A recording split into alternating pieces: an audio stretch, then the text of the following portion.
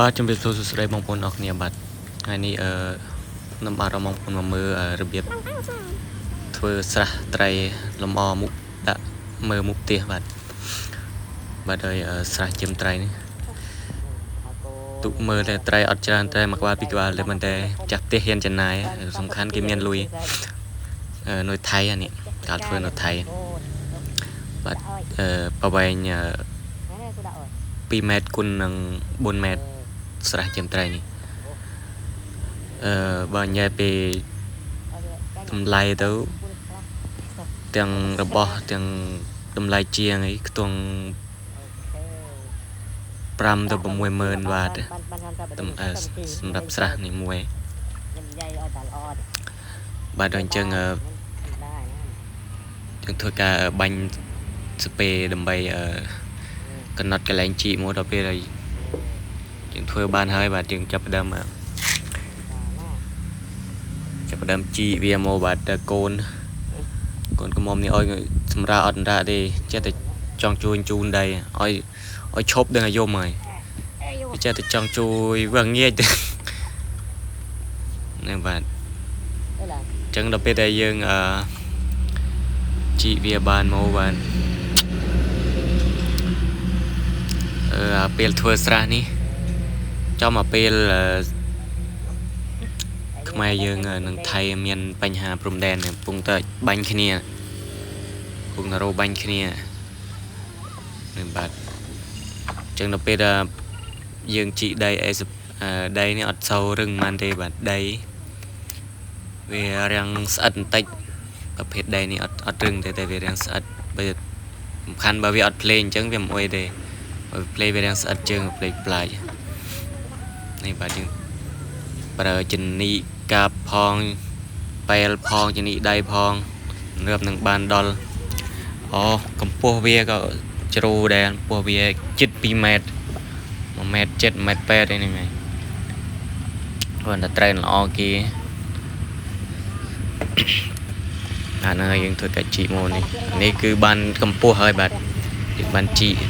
ដូចរាល់មួយហើយលើកដូច្នេះយើងត្រៀមចាក់បាតវាបាទចាក់សាបបាតវាសិនចាក់សាបបាតវាដើម្បីឲ្យវាកុំឲ្យជ្រាបទឹកឲ្យវារឹងមាំហើយយើងធ្វើការដើរតយោផងនឹងបាទយើងបន្ទាប់ពីយើងចាក់សាបបាតរួចយើងធ្វើការកឥតប្រភេទនេះបាទឥតខ្យល់ឥតប្រហុងនឹងបាទយើងករួចហើយយើងដាក់ដេកអានេះប្រឡោះដើម្បីគេដាក់ប្រព័ន្ធទឹកហូរយើងធ្វើការដើរតយោទឹករួចហើយយើងដាក់កទៅអញ្ចឹងអាកណក់ខាងក្នុងនោះពេលដែលយើងកអញ្ចឹងវាពិបាកបោតកបានមួយឥតពីរឥតយើងបោបណ្ដើបាត់ពីបាត់បណ្ដើបើមិនចោះយើងចូលបោអត់បានទេបាទនឹងបន្ទាប់ពីយើងដាក់ដេកខាងលើរួចយើងធ្វើការដាក់ពុំវាហើយយើងធ្វើការចាក់ឲ្យវាបន្ទាប់ពីចាក់រួចហើយនេះបាទចាក់រួចហើយមានការដើរតយោបន្ថែមទៅលើទៀតសំខាន់ពេលយើងធ្វើអញ្ចឹងអត់ប្រាប់ទេដល់ពេលចាក់រួចអញ្ចឹងមិនប្រាប់ក្រោយទៅវាពិបាកយើងហ្នឹងសំខាន់វាតិចតួអញ្ចឹងសូមថែមឲ្យវាមិនចង់អោយទៀតវាខ្លះអោយទៅជួនកាលមិនអោយទៀតបាទហ្នឹងហើយបន្ទាប់ពីយើងចាក់អានឹងរួចយើងធ្វើការបិទការ៉ូមកបាទរីឯការ៉ូនេះក៏ជ្រុងវាគេចង់បានឲ្យជ្រុងកងជ្រុងរាងកងស្អាតចឹងអញ្ចឹងយើងគិតធ្វើតាមគេទៅចាត់ឲ្យមកស្អាតទៅនឹងហើយទៅពីយើងគូរង្វង់កងបានហើយយើងធ្វើការបិទវាមកហើយក៏យើងបិទការ៉ូជាងខាងក្រោមគឺយើងបិទទៅអញ្ចឹងហើយយើងធ្វើការបិទវាជាបំណែកទូចជាយើងកាត់ឲ្យស្មើប្រវែងវាប្រហែលជា3-4 សង់ទីម៉ែត្រឯនេះឬក៏5អីយើងទៅតាមកន្លែងហើយយើងដាក់ទៅវាបានកងស្មើល្អបាទនេះបាទរូបរាងរបស់វាដូច្នេះយើងធ្វើការបិទរួចហើយយើងធ្វើការសម្អាតដើម្បីបិទឡង់ការ៉ូរបស់យើងសំខាន់បាតវារាងជ្រាបទឹកព្រោះអត់បាន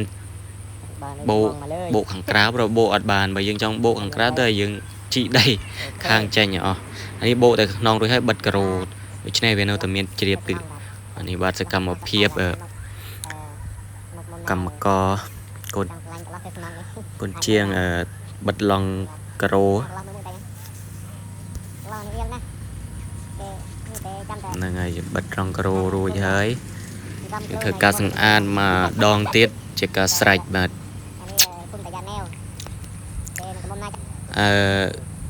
បិទឡង់ការ៉ូនេះវាមិនសូវពិបាកទេហើយវាមិនសូវបាក់យើងសម្អាតដូចយើងបិទក្នុងផ្ទះការ៉ូនេះពិបាកជូតដែលនេះបាទនៅពេលដែលយើងធ្វើរួចគឺរូបរាងបែបនេះហើយបាទមានទៅយកទឹកសម្រាប់គេដាក់កូនម៉ាស៊ីនដើម្បីឲ្យត្រីវាលេងហើយកុំឲ្យវាឆាប់ងាប់បាទអញ្ចឹង